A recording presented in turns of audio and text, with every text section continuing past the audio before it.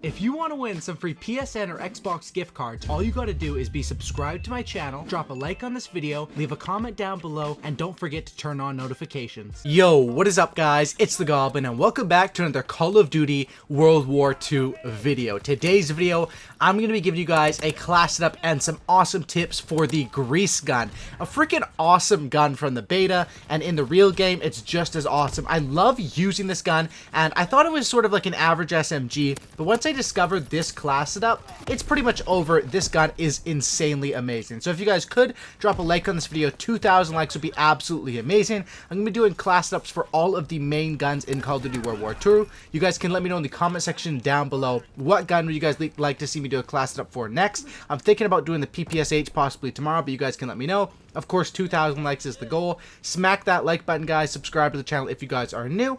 And let's get right into this. So this is the first gun you unlock, or you don't even need to unlock it. As soon as you're in the game, level 1, even when you prestige, you have this gun, grease gun, as an SMG. This thing is pretty much your standard SMG.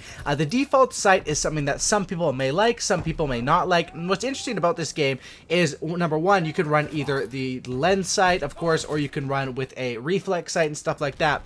But with the guns in this game, there's epic variants and there's heroic variants, which are actually considered cosmetic only. They don't give you stat changes. But on the SMGs, and I believe on the assault rifles and other guns as well, they actually alter the default iron sights on the gun. So for example, there's one variant of this where that top circle thing you see on my scope when I'm scoping in actually just disappears. So if you guys don't like the sights on this thing, of course you can work your way up through the collection and stuff like that. It's a lot easier said than done, but eventually get a variant that gives you a better sight, and I think that's an absolutely dope thing that came to World War II, and I'm definitely going to be doing, videos once COD points come out and be able to get quite a few more variants about, the best different variants and stuff like that. Because even though they are basically looks only, having that change in sight, or even the change in like the size of the gun, that how much it covers on your screen, can actually affect the gameplay, as minuscule and as dumb as it sounds. It's true.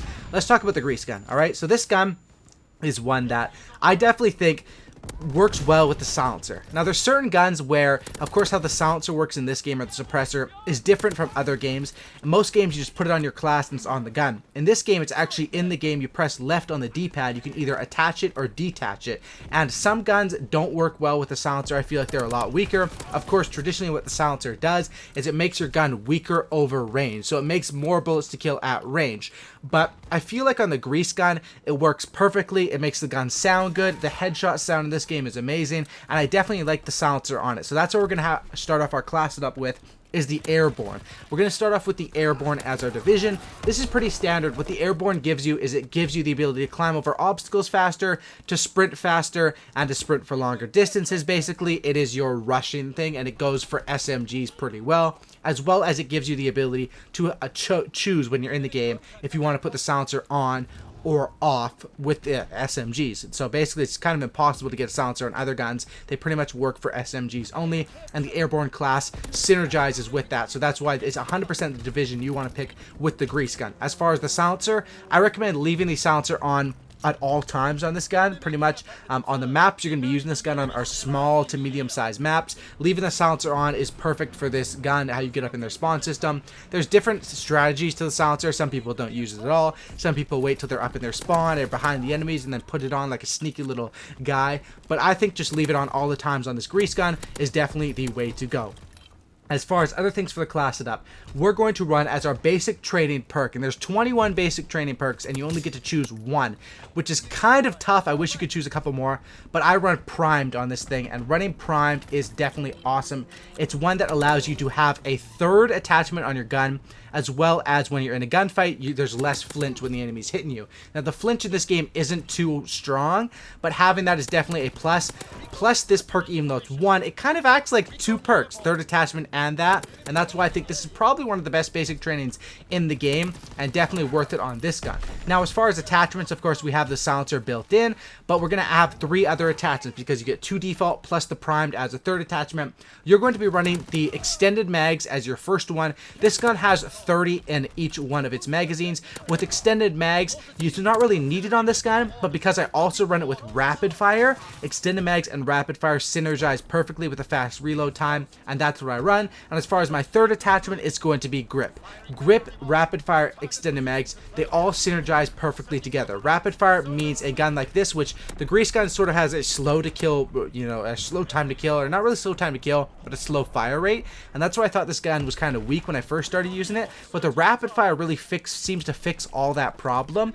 And when you run the rapid fire, of course, you're going to have more recoil. You run the grip, you calm that down. When you run rapid fire, you're also going to use ammo a lot quicker, and having extended mags calms that down. And that's definitely how I like to go with the attachments on this gun. As far as my secondary, a secondary doesn't really matter too much on this class setup, but I rock it pretty much with the machine pistol with the quick draw on it. Now, quick draw, you guys may ask, why don't I have quick draw on the main gun with the on the grease gun? And the reason for that is basically because quick draw in this game is not very strong. It's kind of glitched, and it kind of feels like we're playing on some of the patch from the beta, honestly, right now. And I think this might be, you know, updating the game.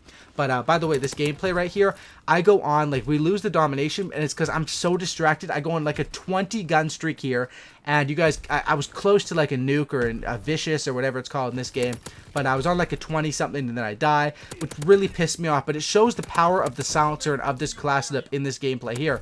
They know I'm around here somewhere, but they don't know exactly where because the silencer is keeping me suppressed. And the other thing is, it also shows is how broken domination is. 50 points per kill. That shouldn't be a thing.